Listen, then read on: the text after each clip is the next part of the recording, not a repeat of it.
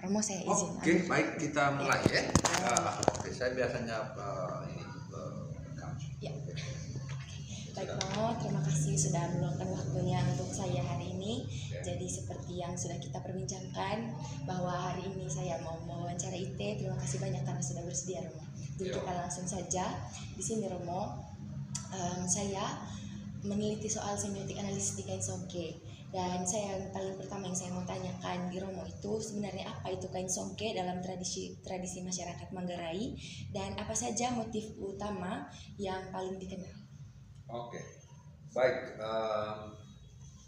Yang pertama sebenarnya kain songke itu sama seperti yang itu sebenarnya yang arti yang sangat material fisik itu memang itu pakaian, ya, perlengkapan pakaian. Jadi dia itu ya sama seperti pakaian yang lain, ya. Fungsinya ya untuk melindungi kita. Tapi di pihak lain kita lihat juga fungsi simbolik sosial dari songke. Ya. Sering dia itu disebut sebagai robeng. Ya. Itu robeng itu berarti dia itu bagian dari identitas diri. Ya. Karena itu selalu ada ungkapan orang Manggarai, kumbu tekepean, robeng tekone. Artinya dulu ketika orang Manggarai tidur, itu di badannya itu ada kain songke, itu kain lain, sedangkan di luarnya itu ada selimut besar dan biasanya dari tikar besar. Ya. Jadi itu bagian dari perlindungan. Ya. Yang kedua tetap dalam arti simbolik perlindungan juga, itu dia juga disebut sebagai bau, ya, atau ilu, itu berarti nama. Ya. Karena itu misalnya pihak Anakrona yang pemerintah di situ pada saat ya ritus-ritus tertentu, misalnya ritus kelas atau misalnya pada saat pernikahan Manggarai itu selalu ada satu songke dari Anakrona sebagai simbol perlindungan. Nah, kita lihat yang lain, ya, kain itu kalau di dalam bahasa Manggarai kan disebut nai, ya, atau tope. Manggarai Tengah menyebutnya tope, ya. Nai songke. Sebenarnya yang disebut, saya bahwa songke. Yang disebut songke itu sebenarnya itu artinya bagian dari tope songke atau nai songke itu yang ada motifnya. Itu sebenarnya yang disebut songke. Jadi kain songke itu yang ada motifnya. Itu sebenarnya motif, itu istilah songke itu sebenarnya. Karena itu misalnya ada disebut naik lomba, berarti itu bukan tanpa songke. Apa itu tadi Romo? Kelomba. Naik lomba. Ya, naik lomba. Berarti tidak ada hiasan. Dia betul-betul hanya warna hitam polos. Ya, hitam polos atau putih polos. Dan itu biasanya dipakai oleh masyarakat kelas menengah ke bawah atau para budak. Di Toro sangat jelas ya, yang kemumu itu dipakai oleh para bangsawan, sedangkan kelomba tadi atau orang menyebutnya tobebon, ya, artinya kain biasa itu dipakai oleh orang kebanyakan. Atau juga oleh bangsawan, tapi misalnya untuk kerja dan lain-lain. Jadi pada zaman dahulu itu ada kayak klaster-klaster kalau kain songke yang ya, itu ada. Misalnya para budak atau orang yang tidak boleh pakai songke, makanya pakaian. Oh iya. Baik Romo, jadi kita langsung beralih ke pertanyaan kedua. Ya. Dari motif tadi ya. Motif itu tergantung daerahnya, ya. Jadi banyak ya Romo dari Manggarai. Itu banyak sekali. Saya mencatat itu 37 hampir 40, tapi saya juga masih cross check karena kadang-kadang bisa saja dari motif itu mungkin namanya berbeda, tapi bisa saja menunjukkan motif yang sama. Nah, tapi nama yang diberikan oleh setiap daerah di Manggarai itu bisa berbeda. Gitu. Ya. Tapi yang utama biasanya orang Manggarai motif-motif utama itu yang saya lihat yang paling utama itu adalah itu biasanya ada Belarus, ya. Ada Belarus. Ya itu Belarus. Sesangka itu saya terjelaskan karena saya sudah tulis. Ya. Mungkin tidak. Tapi itu mengingatkan kita pada ibu, ya. dalam mitologi Vela Runus itu, Vela itu sebenarnya Vela itu artinya bunga ya. Runus itu sejenis tanaman ya, sejenis tanaman. Dan sampai sekarang memang ada tumbuhan yang disebut Vela Runus. Oh, tumbuhan itu ditemukan di mana? Romo? Ada di Oh, sini? ada banyak sekali Vela Runus. Karena itu misalnya pada saat dia disebut ada ungkapan misalnya Runus Agrengo, itu berarti obat-obatan yang menyembuhkan. Kalau dulu pada saat kita Rokomolas Poco misalnya, itu Runus dan Renggong itu ada di dia punya badan, ikat di dia punya badan. Itu simbol ibu yang membawa obat.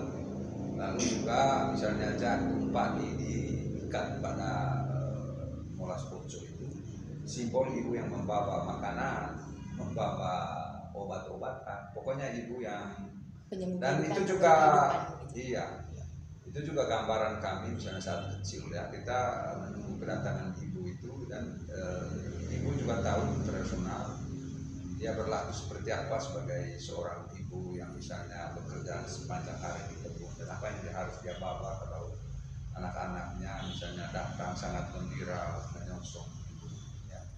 Misalnya itu pasti ada buah-buahan, ada tebu yang langsung dimakan.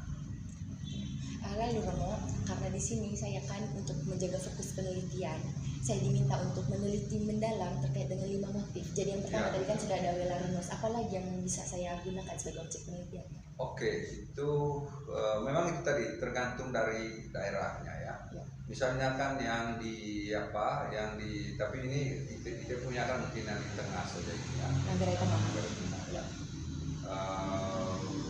Itu juga tergantung dari, karena begini interpretasi ini itu menurut saya misalnya kalau kita mengatakan yang utama ini agak susahnya mengapa, karena saya misalnya meneliti pada ibu-ibu yang misalnya tahun abad 10 tahun lalu ya, ibu-ibu yang masih sudah umur 80-an tahun, Beda dan interpretasi dengan yang beda dengan mereka yang misalnya pada saat itu umur 30-an tahun. Iya. Nah sekarang ini pasti Sudah ada perubahan. sudah ada perubahan Ya, lagi. itu juga Ya. yang saya temukan. waktu Sudah ada penelitian perubahan Romo. lagi karena penenun ini kadang-kadang juga kan sisi ekonomi mereka Ada perhitungkan. kreativitasnya juga. Jadi kebutuhan pasar itu yang disayangkan menurut saya. Jadi para penenun ini sepertinya mereka sedikit demi sedikit itu dipengaruhi oleh ekonomi kapitalisme juga, sehingga kadang-kadang nilai simbolik dari songke itu ya bisa narasi saja aslinya sudah narasi aslinya bisa saja hilang. Justru menurut saya itu yang menjadi fokus kita juga ya dari dunia akademisi, Iya. bagaimana supaya narasi-narasi Tetap dipertahankan. Jadi yang paling utama kalau saya lihat itu itu tadi Vela Runus. Lalu yang kedua karena itu obat-obatan ya. Lalu kemudian yang berikut, dan itu karena itu masih dipertahankan sekarang.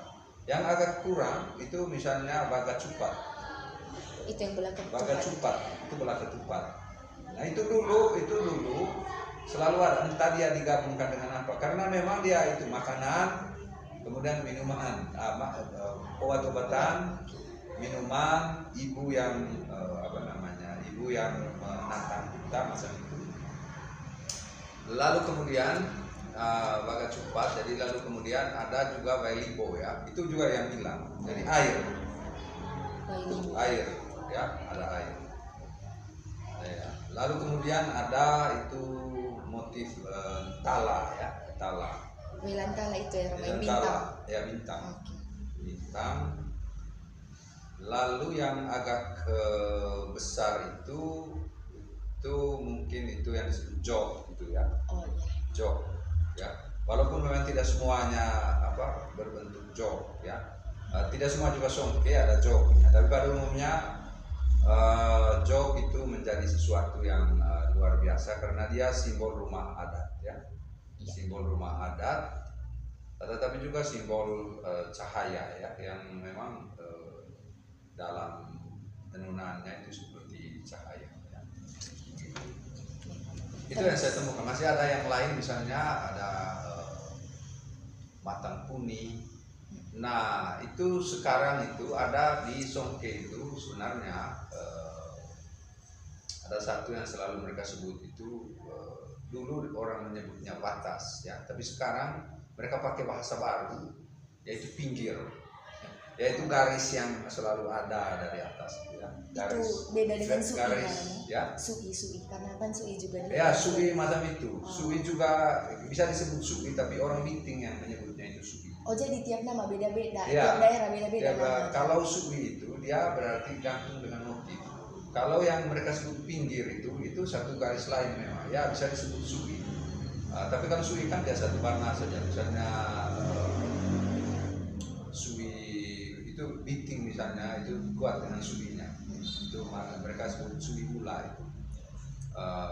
Saya sangka memang sama. Itu simbol ya simbol aturan, hukum, kelurusan hidup. Itu juga simbol batas, itu simbol misalnya kebun itu batasan lanang ya. Sebenarnya bahasa yang apa kalau kita lihat ibu-ibu yang sudah tua itu mereka selalu menyebutnya batas lanang. Itu disebut sui. Nama lain dari sui, nama lain dari yang sekarang disebut pinggir itu. Jadi itu artinya batas, artinya apa? Kita terbatas, lalu kemudian harus menghormati batas-batas ini. Itu yang saya dengar. Baik Romo, kita pindah ke filosofi atau nilai-nilai budaya dari misalkan di sini tadi ada 5 yang Romo sebutkan yang sudah saya datakan. Di sini ada Welarunus, Wagacupat, Wailibo, Welantala dan juga Jok. Ya jadi nanti kita tanya yang lain ya, kemudian nanti mungkin kita diskusi lagi mana mungkin jangan sampai yang lain. Misalnya Bela Kabeng itu akhir-akhir ini sangat terkenal, tapi sebelumnya tidak terlalu. Betul Romo, sampai ada juga nama ini kah Sanggar.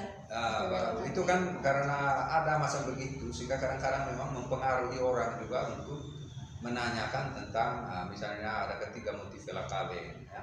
Padahal sebelumnya tidak macam itu ya. Baik Romo, terus Romo dari nilai-nilai budaya untuk kelima motif ini mungkin kita mulai dari Welarunus nih. Tadi kan kita sudah omong simbolnya itu apa ya. Mungkin nilai-nilai budaya yang tercermin dari motif ini itu seperti apa Romo? Ya memang kalau Welarunus itu memang ya tadi sebenarnya sudah disebut itu yang pertama memang mengingatkan kita kan ibu mitologi ya tentang ibu pertama, ibu kehidupan ya. Itu sebenarnya Welarunus. Dan kita tahu bahwa dalam satu kisah juga mitologi juga Welarunus dan Kahulaman itu suami istri pertama. Mereka inilah juga yang mencari bertemu dengan Polite yang adalah Tuhan untuk mengambil benih-benih padi ya, karena itu Welarunus itu selalu dikaitkan dengan seluruh benih tanaman di kebun. Benar itu sebenarnya.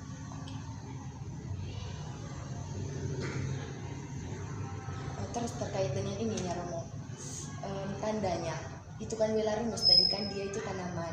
Nah, dari nilai budaya apa yang tercermin dalam bentuk atau susunan visual dari motif ini dan bagian mana yang melambangkannya? Ya, memang saya penenun ya, bukan dari daerah tenun juga. Tapi kalau saya lihat ketika dibuat, mungkin ini Bela Kabeng dan Welarunus mungkin yang paling rumit juga dibuat, ya, paling rumit dibuat karena dia kecil. Ya. Lalu kemudian ya harus dibuat seapa mungkin. Kalau saya lihat, saya kebetulan pernah ikut ya ketika mereka membuat apa itu motif Welarunus. Jadi mereka WA saya saat itu supaya Romo berkali besok lagi ada apa.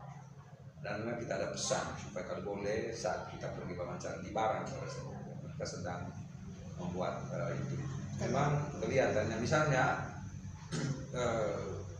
membuat kain songke itu jauh lebih rumit, 2 kali lipat rumitnya jika mereka menenun kain untuk orang Jawa misalnya. Karena itu di perbatasan di Rembong, mereka lebih mudah menerima pesanan orang Jawa karena tidak terlalu banyak rumit.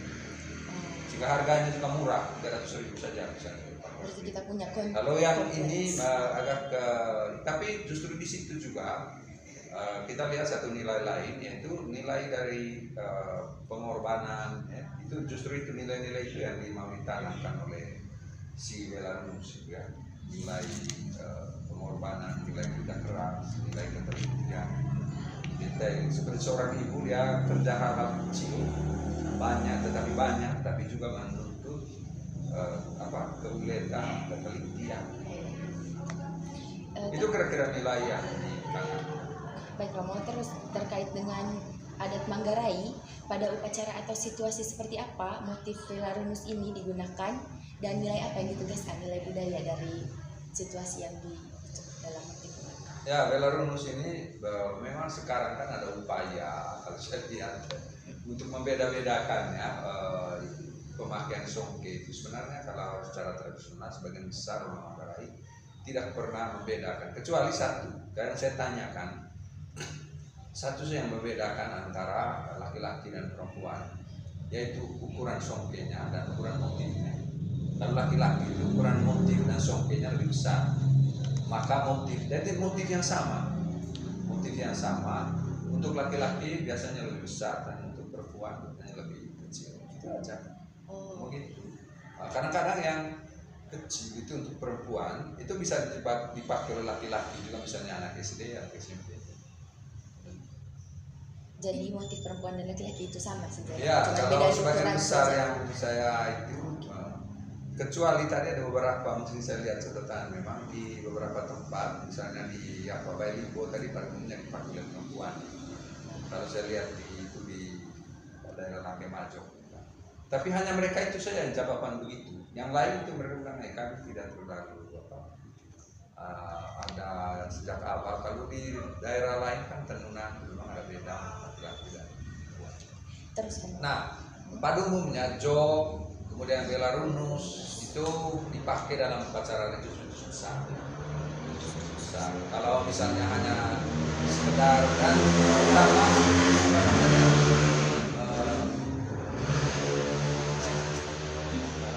terutama juga siapa tamu yang diundang, siapa kita berharap dengan siapa.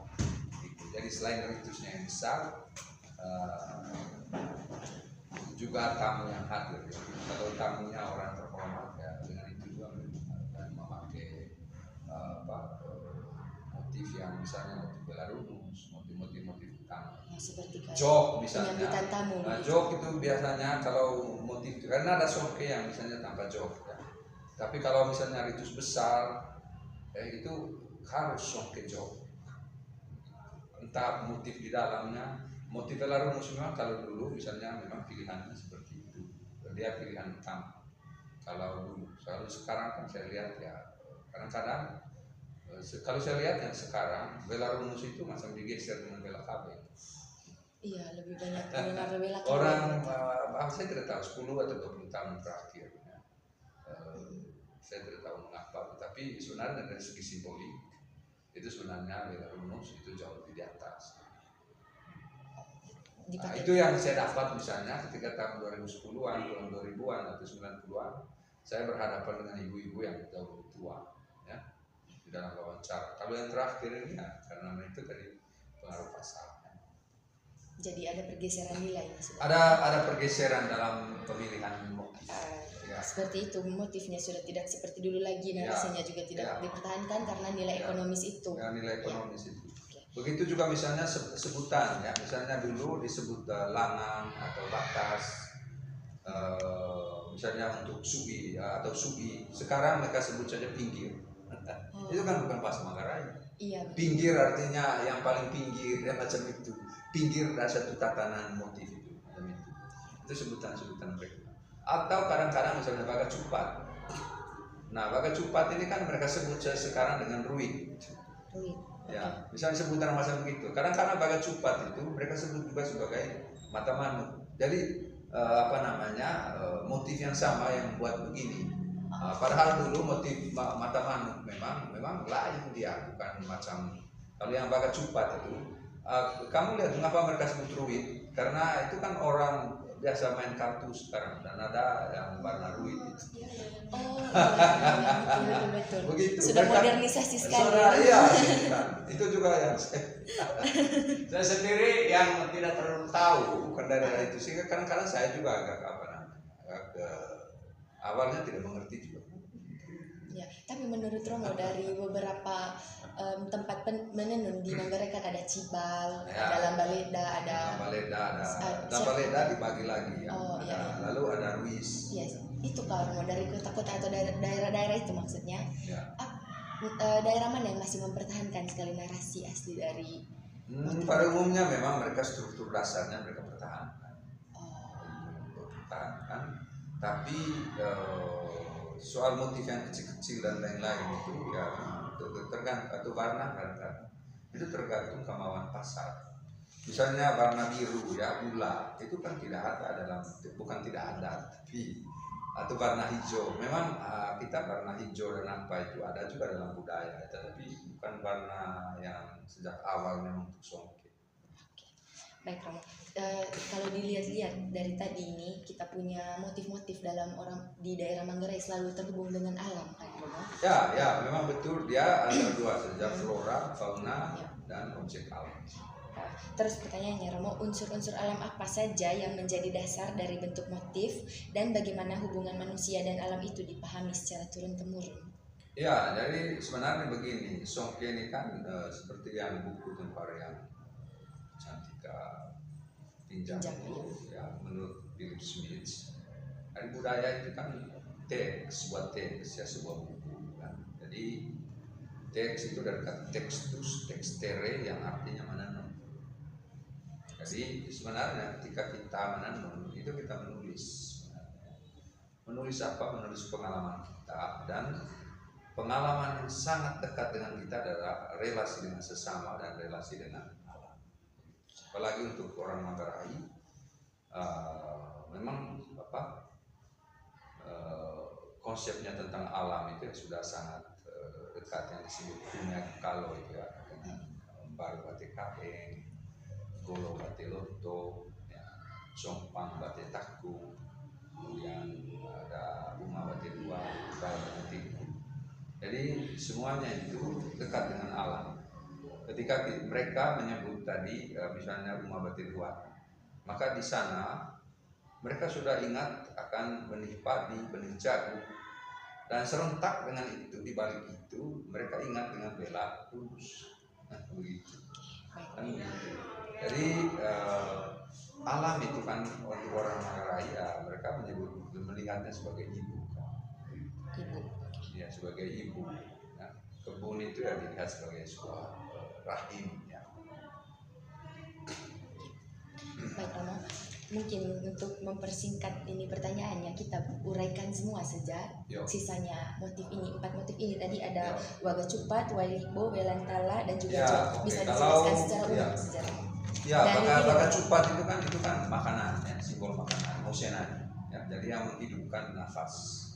Dan itu misalnya Waga Cupat, karena Cupat itu dulu digunakan pada saat pemberian nama, pada saat upacara perkawinan, itu selalu gunakan Cupat. Itu bagian dari seluruh itu Cupat. Jadi itu simbol kesejahteraan, Mose Ceko, simbol kesejahteraan. Kemudian yang lain itu tadi apa, jok ya? Ya, jok itu dua di sini. Jok itu sebenarnya kan simbol baru BTKI. Ya, simbol baru BTKI. Ya. Simbol kita punya kampung. Jika di situ ada gendang motif, ya. Dan itu ditaruh di situ di pinggir jok. Lalu yang kedua, warnanya itu selalu kan dia warna cerah, yang cerah kuning atau merah, itu persis warna angin, warna matahari.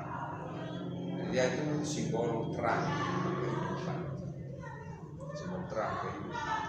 Karena itu dia dikaitkan dengan misalnya ungkapan war abo ulam saling. Jadi terang bagi matahari kehidupan. Saya sempat baca salah satu artikel waktu itu kalau jok ini sudah dijadikan transportasi atau yang apa gitu di Jakarta. Oh, itu apa? Jaklingko. Jaklingko, iya. Itu lingko. Iya, terinspirasi dari jok Manggarai ini kan. Iya, karena ada beberapa orang Manggarai waktu itu yang memang jadi penasehat dari si Anies Baswedan. Jok ini yang sering terdapat di bawah kain itu karena yang kalau kita buat Iya, iya, jadi kayak persis. bentuk kayak ini. Ya, Oh, oke. jok yang di pinggirnya itu di bagian atas. Jadi tidak perlu disemuakan congke, tapi kalau dalam momen-momen besar dan sakral harus Iya, ada yang iya, jauh di iya, bawah. iya. Harus ini, harus momen besar atau apa. Itu biasanya, misalnya saya kemarin ke apa ya, ke Lamalenda, dan mereka semua waktu itu hari Minggu kalau bisa di Barugelana.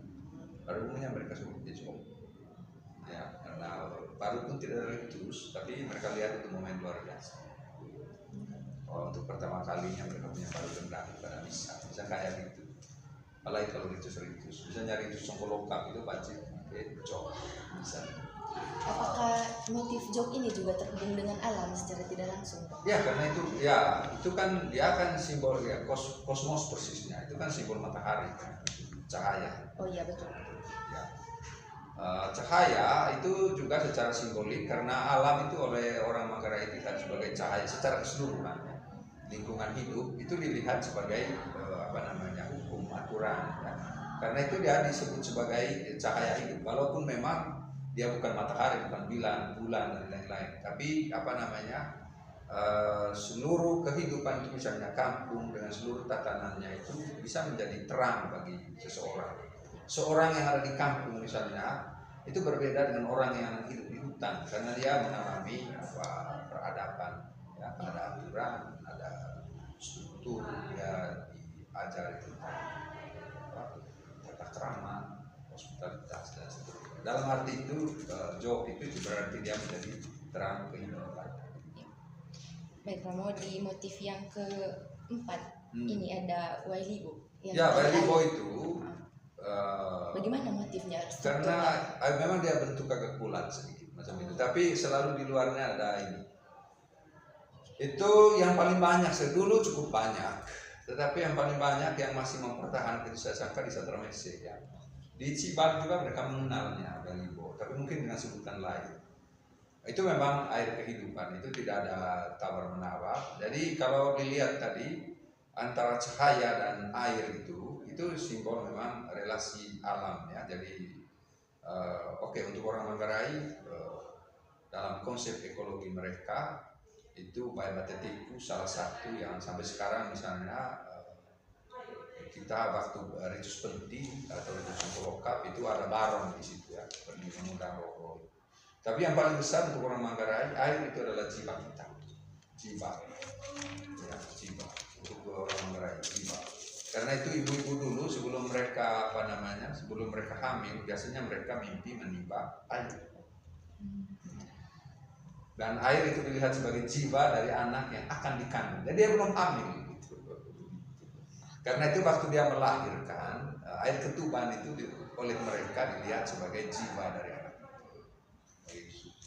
Baik Romo, lanjut di motif yang terakhir itu ada Welantala. Ada Tala. Tala. Tala itu juga hampir sama dengan matahari dan cahaya kehidupannya. Ada selalu ungkap ubah yang bulan, langkas kain tala, simbol perkembangan, pertumbuhan, simbol kelimpahan juga, simbol ketinggian kebijaksanaan, peradaban. Langkas kain tala. Artinya berkembang terus, tapi juga semakin besar, semakin banyak secara kuantitas dan secara kualitas. Baik Romo, terus terkait dengan proses pembuatan dari kelima motif ini Romo, seperti bahan pewarnaan dan tekniknya, apakah memiliki nilai atau praktik ekologis tertentu? Karena kan tadi kita selalu terkoneksi dengan alam, apakah ini bisa ada membantu? Kalau dulu misalnya mereka itu kan kapasnya semua dari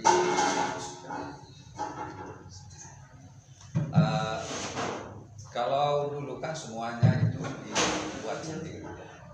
Jadi misalnya ada selain proses pembuatan kain songke, ada juga proses misalnya penanaman beberapa tanaman digunakan untuk pewarnaan dan kebutuhan utama. Misalnya penanaman kapas ya, untuk benang. Lalu juga alat-alat jadi bagaimana mengelola kebun untuk menanam kapas. Lalu kemudian bagaimana mengelola kapas itu sampai dia menjadi kayu. Lalu kemudian yang tanaman lain yang luar biasa itu adalah tau. Itu tanaman yang digunakan untuk memberi warna hitam, warna dasar dari. Nah itu sangat berbeda juga dengan mereka yang di Toto, karena mereka tetap pada warna hitam, tapi warna umum dasarnya itu kan merah. Ya. Jadi yang paling sering itu tahu untuk warna hitam ya Romo. Warna hitam itu dulu. Kalau sekarang kan mereka ambil dari toko kan. Mereka sehingga kemampuan kapasitas mereka juga untuk mengelola kapas, mengelola tahu itu dengan semua peralatannya kan. Sekarang sudah modernisasi semua. Ya, karena mereka ambil benang yang sudah jadi. Kalaupun misalnya dibuat, mereka bilang ya maunya harganya 3 kali lipat. Iya, karena kan proses pewarnaan sulit, panjang, lama pembuatan. Kita sudah masuk di pertanyaan penutup sekarang. Oke. Terkait dengan bagaimana posisi dan fungsi Songke dalam budaya Manggarai dari masa lalu hingga sekarang. Songke itu sampai sekarang, dari dulu sampai sekarang tetap yang paling utama ya. Terutama saya melihat sekarang dari segi kebijakan ya, misalnya dari gereja kita harus memakai misalnya pada minggu ketiga misalnya inspirasi, itu kan mendorong produksi Songke. Dari pemerintah sekarang sejak Gubernur Nusa Kambangan dulu mendorong supaya memakai kalaupun ada jas atau apa itu harus motif lokal. Tambah dari sekarang ini kan di Manggarai Barat, di sini Manggarai sekarang harus selama 2 hari sama minggu PNS itu memakai kayu Songke atau motif Songke. Jadi saya melihat bahwa dia ini dari dulu sampai sekarang dia itu yang pertama sekali tentu memang sebuah pekerjaan, jadi ada motif ekonomi di belakangnya. Jadi menjadi penyangga ekonomi karena ada sistem pasar di sana. Lalu kemudian memang yang kedua identitas kultural, dan saya sangka mungkin nilai ini saja dulu untuk kemudian nilai sosial, karena dengan adanya identitas sosial maka kita bisa mudah mengenal ya satu dengan yang lain. Lalu tentu saja di balik itu yaitu ada nilai tradisi di sana ya, suatu warisan yang dari masa lalu kini dan itu akan terus dilanjutkan oleh generasi berikutnya. Ini Saudara Romo, apa tantangan dalam menjaga makna asli motif di masa kini dan pesan apa yang ingin disampaikan narasumber terkait dengan pelestarian Songke? Yang pertama memang kita lihat bahwa produksi Songke sekarang tentu sangat berbeda dengan beberapa tahun yang lalu. Yang pertama itu dari segi materi. Kalau materi dulu kan itu dihasilkan oleh petani sendiri, terus sekarang kan kita. Itu pertama. Dengan itu juga beberapa perangkat teknologi dan pengetahuan kita hilang sendiri, menjadi lebih mudah di satu pihak, tapi di sisi negatifnya yaitu ya bahwa hilangnya sebuah keterampilan kultural. Lalu yang kedua, Songke dari dulu sampai sekarang itu tetap menjadi penyangga pilar ekonomi.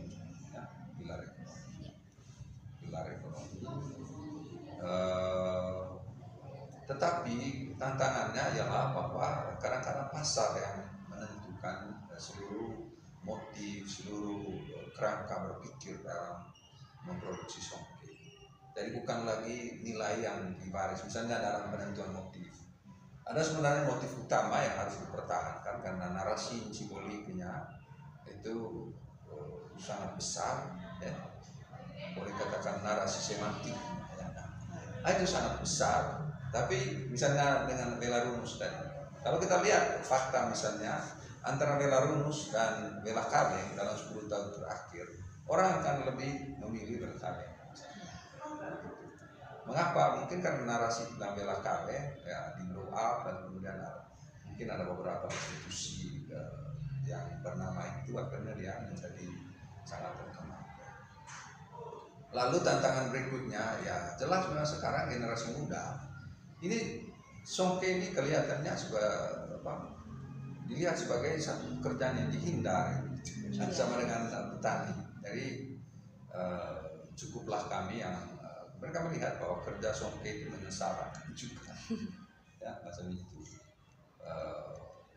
Sehingga banyak generasi muda perempuan yang sebenarnya bukan mereka tidak mau, hanya kan mereka kalau misalnya sekolah di kota misalnya, di sekolah kan tidak disiapkan itu. Ya, jadinya perbedaan pola pikir sebenarnya. Iya, sebenarnya kan kalau disiapkan di sekolah disiapkan. Kalau saya kan saya lihat misalnya P5, misalnya di daerah yang ada Songke kan, nah, mereka kerjakan Songke saja. Karena apa yang diajar yang lain-lain, tidak ada gunanya juga untuk mereka. Tapi sisi lain saya lihat tapi tidak semua begitu ya, karena masih ada juga misalnya guru PNS yang menenun. Saya lihat beberapa di Manggarai Timur dan menurut saya luar biasa sekali, mereka mengisi waktu senggang mereka dengan menenun. Dan menurut saya mahasiswa juga, saya punya keponakan di Rubat, di Majo itu. Mereka memang padahal mereka kerja di dinas pariwisata, ada yang kuliah dan tapi mereka tetap menenun. Lalu kembali ke liburan atau apa.